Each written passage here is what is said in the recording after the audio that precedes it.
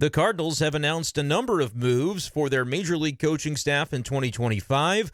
It includes the return of a fan favorite as well as a new hitting coach whose philosophy may differ a bit from what the Cardinals recently had. What's going on, everyone, and welcome into this edition of b-schaeff Daily. Brenden Schaeffer with you here. It is Tuesday, October 22nd, 2024. Just wrapped up a media Zoom conference with Cardinals President of Baseball Operations Jon Jay, in which he discussed some of the coaching moves that the Cardinals unveiled today, as well as the hiring of a new assistant general manager to oversee the player development and performance departments for the organization. We're going to talk about on today's podcast what all of this means, go over some of the key players involved, and what their roles could look like as the Cardinals look to continue restructuring and shaking up elements of their organization, especially in the front office. But as it pertains to the big league club, more talk today about the fact that the Cardinals are looking to go a little bit younger. Opportunities for younger players in the organization is how Jon Jay described things again today. So we'll get into a little bit of everything on the podcast. Make sure you guys are subscribed to the YouTube channel and to b-schaeff Daily on Spotify. The way I'm going to handle this, I think it'll be a little bit of a longer podcast this time. We're going to break it down into a couple of YouTube videos. We're going to start by talking about the coaching moves, and then a second video I'll release a little bit later on. We'll talk about the Rob Cerfolio hire, which I think a lot of folks who are intrigued by what the Cardinals are looking to do from a player development and performance standpoint, getting the minor leagues up to snuff and getting the technology intertwined with the things that need to be there, so that this organization can start to churn out young players who can produce at the big league level the way that the Cardinals really are used to seeing. It's just in recent years that area has maybe fallen a little bit on hard times. So it does seem like they're looking to revamp in that regard, and so we'll talk about some of the ways in which the Cardinals are doing that. But I want to split it up into a couple of different videos. But if you want to listen to it in one fell swoop, head on over to Spotify and search for b-schaeff Daily. However long this video or podcast ends up being, the whole thing is going to be there. But YouTube likes to chop things up a little bit more, so that's something that we are going to try. Just fair warning, if you like to listen to a whole 30, 40 minutes or whatever at a time, like the podcasts traditionally have been, go on over to Spotify. That's going to be where you're able to do that. But we'll try to organize the YouTube thing appropriately as well. And make sure you guys are checking up to date in the video description for things like the YouTube membership, which is still active and a great way to support the channel, as well as the Discord, which is hopefully going to be picking up here a little bit soon in terms of the conversation surrounding the Cardinals. But we've got Mizzou talk in there. We've got St. Louis Blues. We've got college football. We've got a little bit of everything. So feel free to check that out and become the latest member of the Discord today. Let's talk about the coaching moves, though. The Cardinals announced these earlier Tuesday, and then Jon Jay had a chance to speak with the media about them. It was reported originally by Katie Wu of The Athletic that the Cardinals were bringing back Jon Jay as a coach for the Major League staff in 2025.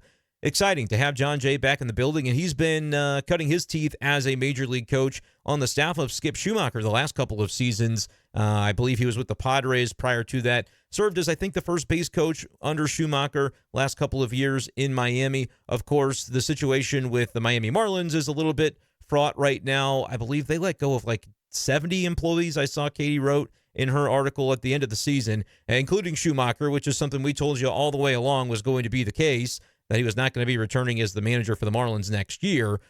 That was telegraphed essentially when the news broke earlier during the season that his option for 2025 was being canceled effectively. And the Marlins going in a different direction. They've hired a bunch of new folks, and they're just wanting to get their people in the building. Kind of strange that they have to start another new rebuild, though, after they made the playoffs in 2023. Skip Schumaker was the National League Manager of the Year, and then they basically tore it down, even though they seemed to be an organization on the rise. But that's neither here nor there, and it doesn't really pertain to the Cardinals, other than to say the Cardinals are picking up some coaches who had experience on that Skip Schumaker-led coaching staff the last few years the last 2 years in Miami. So Jon Jay, obviously an example of that. Rather than be labeled as a first base coach or a specific role, he's just labeled as coach in terms of the press release that the Cardinals sent out earlier today, which is the same title that was held by Willie McGee.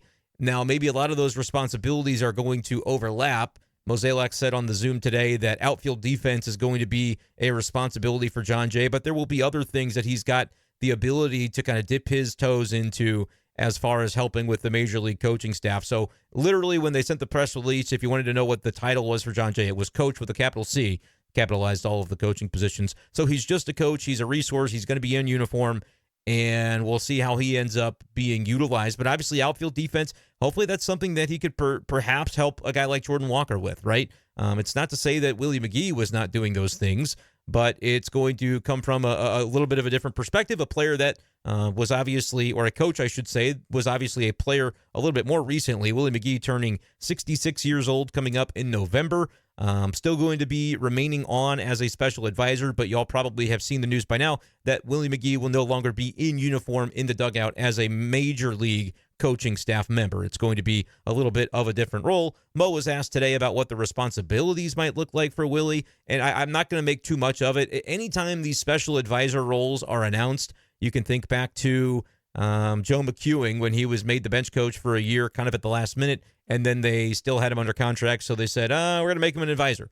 What does he really do? It doesn't really matter. Willie McGee, though, is somebody that has an opportunity to basically, as a special advisor, special assistant, whatever you want to call it, I've seen it called both, can basically kind of make his schedule and decide the areas that he's able to help out. But it's a lot less time-consuming, a lot less demanding on a man in his mid-60s who doesn't necessarily seek the grind of an everyday 162-game travel schedule.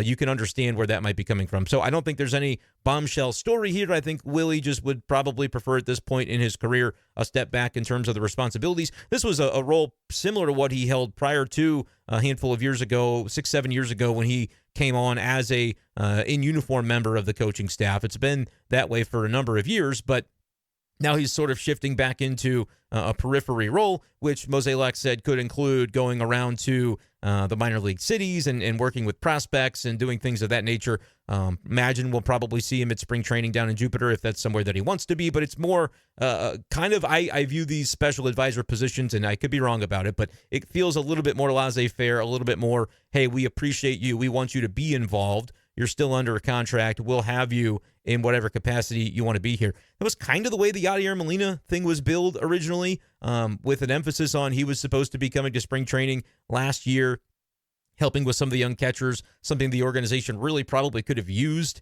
But, of course, that never really did materialize. And then people kept asking, well, where's Yadi? Where's Yadi? Yadi never showed up last year.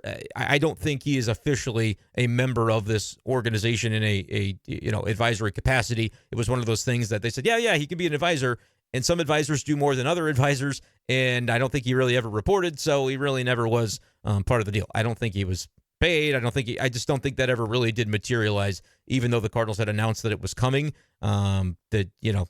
Two ships passing in the night is sort of the way that one went down. And the door, as Mozeliak has always said, is always still open for Yadi to return. But just kind of thinking through, I know a lot of people have questioned, well, why do they need all these special advisors? It's more about keeping guys included than it is in some cases. Not in all cases. Like last year, Chaim Bloom was a special advisor. But that was one where you could read the tea leaves and say, his special advisor is definitely a different role in the project that he's working on for John Mozeliak, which was basically, hey, we need to overhaul our entire system. Can you tell us where we're at and where we need to go from there so that you can hit the ground running when we give you an elevated role at the end of 2024? I think that was always the vision. I've talked about it that way for close to a year, and that is the way that it's panned out at this point. We'll talk a little bit more about the front office stuff a little later on in the podcast, but I wanted to kind of discuss that as it pertains to Willie McGee, because you might think, well, what's his role? It's whatever really Willie McGee wants it to be, is sort of the vibe that I am getting. And the Cardinals are, of course, still thrilled to have Willie McGee, the legend that he is, involved in whatever capacity in this organization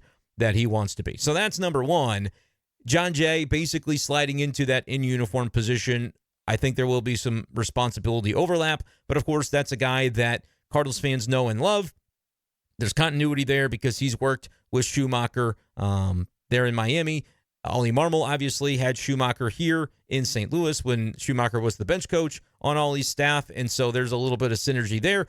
And another Skip Schumacher connection that we can talk about, which is I put him in the thumbnail because I thought it would be kind of funny to have Schumacher kind of looming over the two new hires and saying, hey, great hires by the Cardinals, because these are both, Skip Schumacher's guys, essentially. Jon Jay and then Brant Brown as well was somebody who served as the hitting coach for the Marlins in 2023 when they had that successful season and made the playoffs, and Skip Schumacher was manager of the year. That was a year in which those two guys were together, and Schumacher, as it was reiterated by Mozeliak today after I believe JD John Denton had reported it, Skip Schumacher gave a hearty recommendation for Brant Brown and told the Cardinals, like, this is a guy that you want to hire.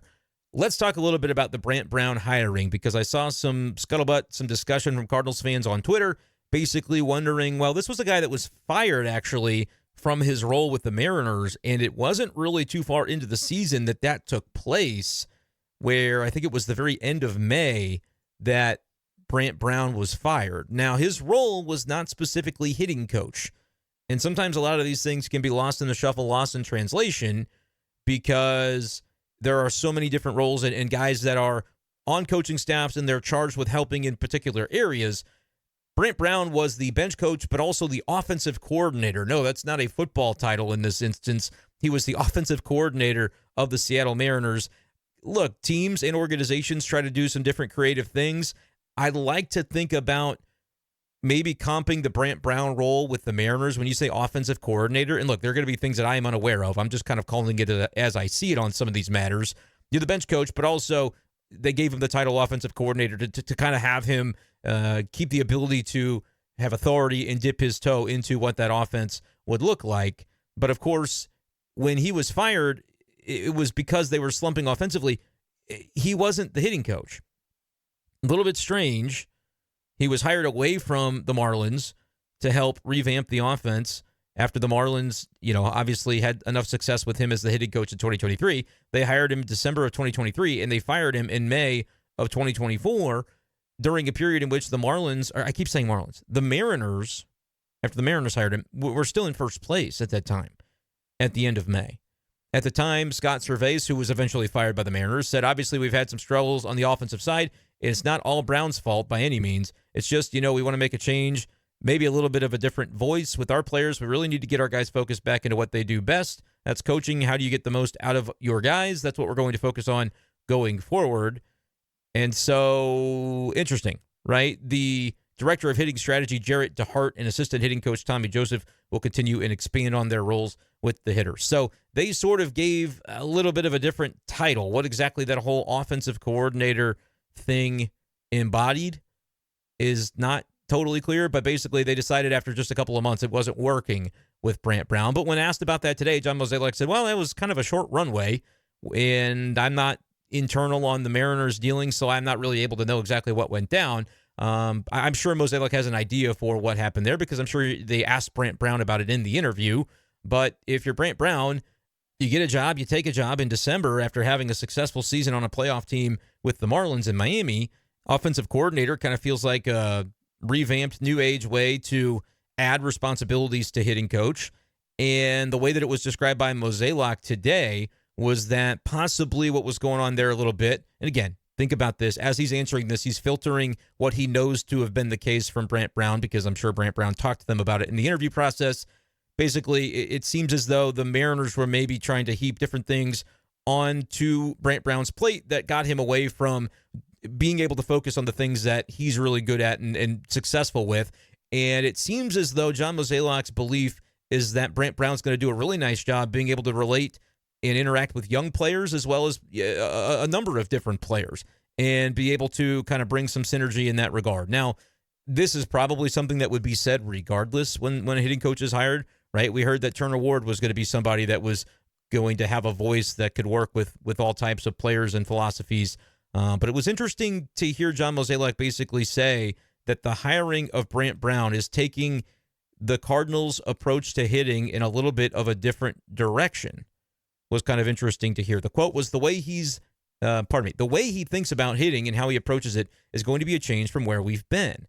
That was the quote from Jon Mozeliak on hiring Brant Brown, and he was asked kind of to expand upon that, and he described that Brown is maybe someone in between what they had with Jeff Albert and then what they had with Turner Ward. Now, of course, at the time, you can recall the description of Turner Ward is really just going to be carrying forward a lot of the similar philosophies to Jeff Albert, but that probably was not entirely the case. And it's always very abstract when we talk about these things because we don't get a lot of descriptors. It's a little bit vague generally. But when you think about some of the attributes that Brant Brown might possess, it was interesting to get some descriptors on that from Jon Mozeliak and some of the questions that were asked. So we'll play a little bit of audio from Mo to give you a little bit better idea from Brant Brown, at least what the organization sees in the way that he's going to handle the hitting coach role now that he's been hired by the Cardinals. So there's a couple questions and answers I want to focus on when it comes to the audio. First question, you'll hear from Derek Gould of the Post-Dispatch, where he's sort of asking Mozeliak to square the circle of, all right, this is a guy that was relieved of his duties for an underperforming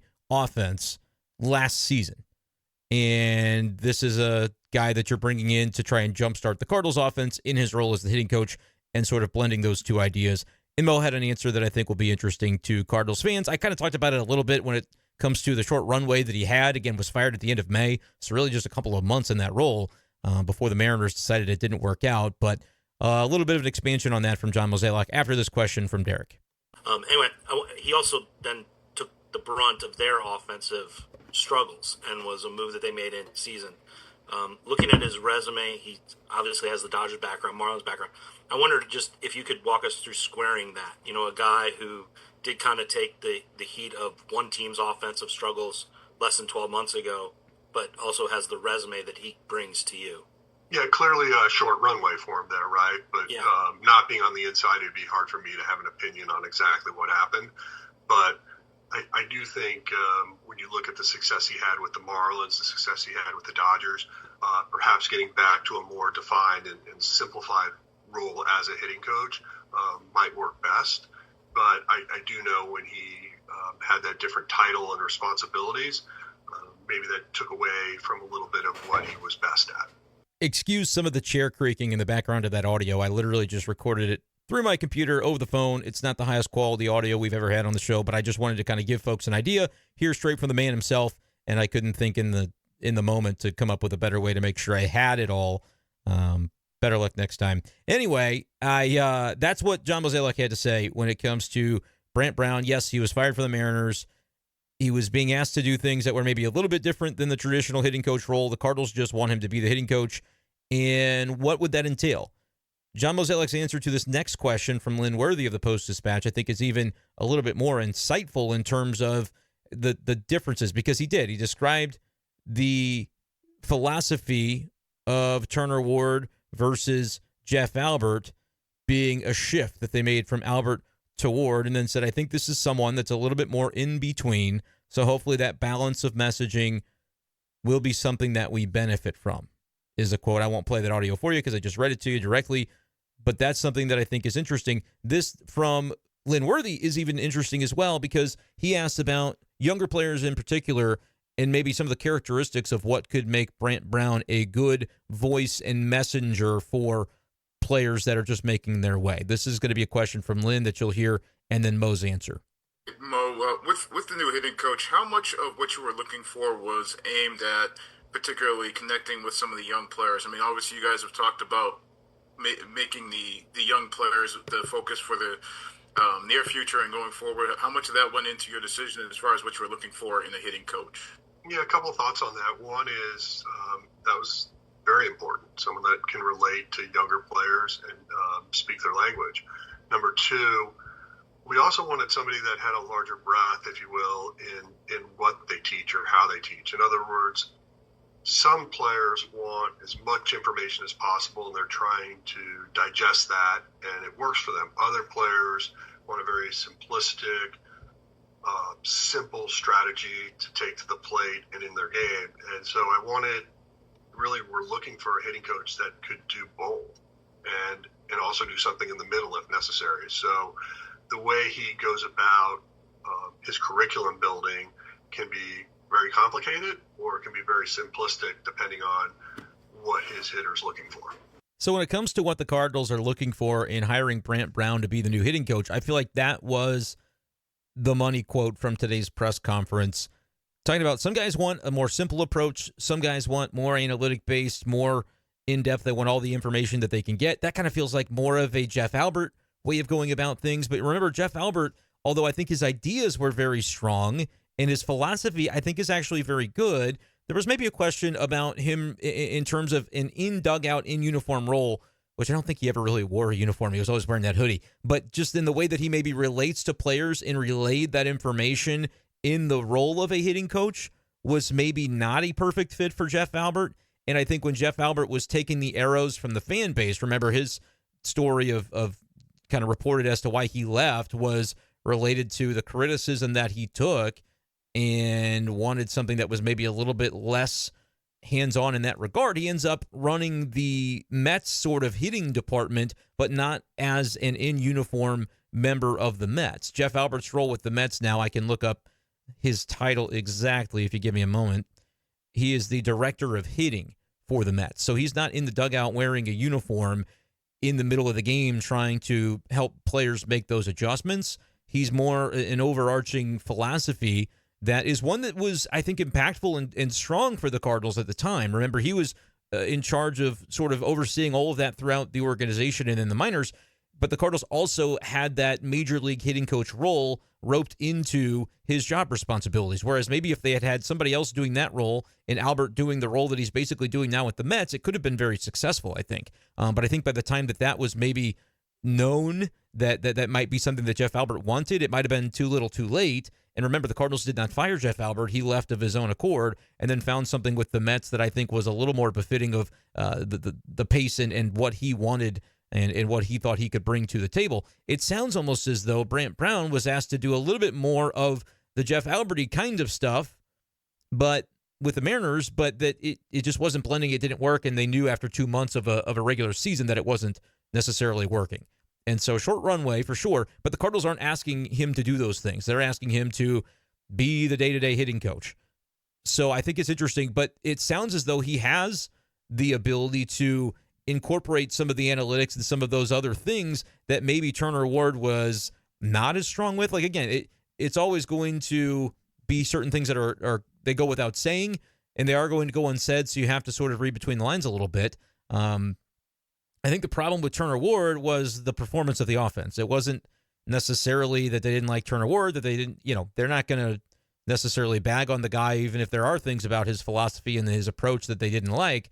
But you can also think about, it was often said, well, he's really Arenado's guy. Goldie is Goldie's guy. Those guys really love him.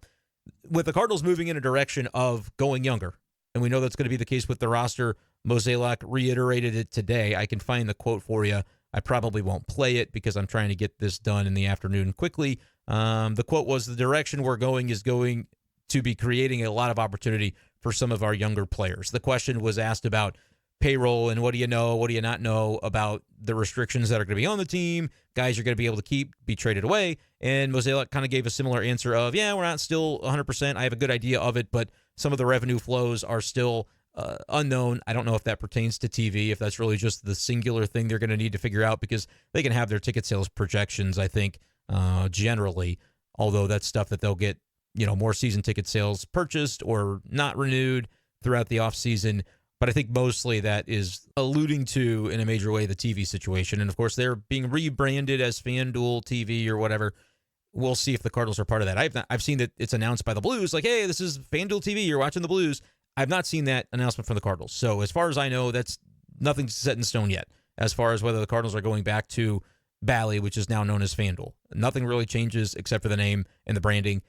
We'll see if the Cardinals end up doing a renegotiated deal. That was the way that it had been reported. They would need to in order to remain with that broadcast partner for this year. Bally, at the time, Diamond Sports Group said, yeah, we're not paying the agreed upon contracts, which was like, I think it's been reported 65 to 70 million the Cardinals were supposed to receive for this coming season. If they're not getting that, they have to renegotiate. I think that's basically what it boils down to. But in a world where younger is going to be the trend, whether the veteran players like the hitting coach, maybe not as important anymore, because you're not going to have as many of those veteran players. You were trying to placate veterans and make sure that they were comfortable. A lot of moves, I think, were made last year toward that end. Matt Carpenter being brought in as one of them, which is not to say that Carp wasn't a nice addition to the team. I think he'd be happy to come back in 2025, but I think I think the Cardinals are going to be looking to move in a different direction and really embracing like a more of a Cleveland Guardians way of doing things, not only in terms of their front office by hiring away their farm director, but or their director of player development, but in terms of having a bunch of guys that you've never heard of develop and turn into dudes, kind of like with the Memphis Mafia of, decade and a half ago. That's sort of what you'd like to get back to if you're the Cardinals. And if that's the case, you need a hitting coach that can be adaptable and be able to work with those types of players and a number of types of players. So Mozeliak describing that the ability to maybe go full Jeff Albert for some guys, but also be able to understand and recognize which players need more of the turn reward type of approach and being able to blend and do something in the middle. Again, exactly what all that entails, a little bit vague, a little bit that's going to go unsaid, but I think that's an interesting way that it sort of breaks down, and we'll see. We'll see if it ends up being something that's successful. It's going to be very difficult, I think, to gauge. Obviously, you want to see the improvement of the offense and the numbers to get better, but the personnel might be about to get worse in terms of they're going to have lower paid players and less proven players filling a lot of these roles. Goldie probably walks. Do they trade Arenado? Do they trade Contreras? Guys that you haven't seen in these roles are going to be taking on more prominent roles, especially if some of those trades do get made. So we'll see what that ends up looking like, of course. But that's kind of my breakdown on the hitting coach situation. For Jon Jay, I don't know if I talked a bunch about what his role is going to be, kind of the Willie McGee role. One thing that was a quote from Mo that stuck out to me from today was, quote, one of the things he found attractive to this job was not being stuck in a single lane. So Jon Jay will be responsible for a number of things. And I think, of course, he'll be a nice addition. I do want to touch on the connection with Skip Schumacher that Jon Jay obviously has, that Brant Brown obviously has, because I think the obvious skepticism from a lot of fans is, oh, great, they're just going to make Skip Schumacher their manager. Look, I don't know that is going to be the case. And I will say this, like, Ollie Marmol, Skip Schumacher, very tight, right? So I just don't think that Skip Schumacher is necessarily biding his time before, his friend is fired so he can take his job. That's not the vibe I'm getting from these hirings. Obviously, people can go out there and connect dots, but Schumacher is a voice that the Cardinals respect, one that they liked having in-house, and he earned himself an opportunity to go somewhere else. And when they get his input from, the potential hiring of somebody like Brant Brown, Jon Jay was here, right? So he was a player here and has turned himself into a coach and has done a nice job on various coaching staffs. So I don't think that there is some major conspiracy going on here. But what I will say is Schumacher is going to be a very highly sought-after manager, and the musical chairs could stop on this cycle without him going into a job. Like, there was maybe the thought of, well, if the Dodgers don't make the World Series and they fire Dave Roberts because they just want another level of success there, and they want to blame Dave Roberts for not being able to get him over the top the last couple of years. They won it in the COVID year, but not since.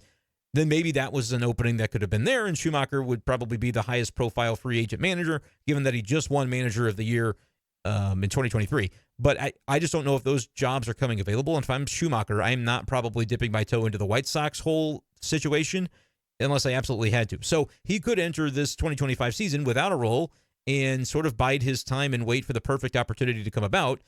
Chaim Bloom is going to take over as the POBO after 2025. Could that coincide with him deciding to hire a new field manager if this season doesn't go well? Or if, again, I don't think it's going to just be the record, because they're going to have lowered expectations. So there are going to be different ways of measuring Ollie Marmol's effectiveness. But he does have a contract, all he does, through 2026. But if there's a year left on the deal and Chaim is ready to make his own move because they think, hey, payroll's going to tick back up in 26, we want to have a manager that we believe could lead us to the playoffs if we start to get the roster back in place that quickly, a number of things could happen. But I think the speculation on, this is what that means, they're going to replace Ollie Marmol with Schumacher, I don't necessarily see that, but I understand why people are, maybe making that connection in the way that I've seen some fans talk about it. All right, the podcast will continue. If you're listening on Spotify, you don't need to do anything. But if you're on YouTube, stay tuned for the next video where I will break down the hiring of Rob Sperfolio, the new assistant general manager, who is going to be taking on, I think, roles additional to what Gary LaRocque had. And it could be something that actually helps the Cardinals move forward as they look to modernize their approach to player development and performance.